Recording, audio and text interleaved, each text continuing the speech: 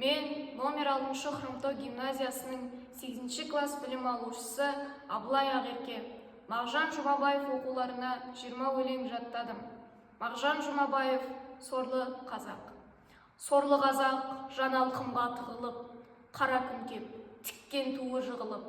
Алға баспай, барлықсы керкетіп, нәр тата алмай, күшсіз әлсіз бүгіліп.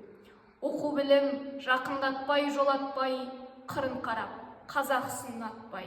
Пырпыр ұйықтап, сорлы қазақ тек жатыр, қанды жаспен екі көзін шылатпай. Қозғал қазақ, білім іздер кез келді. Қылыш алып, надандық саған кезенді, шетке лақтыр, тымақтай алып елден қу.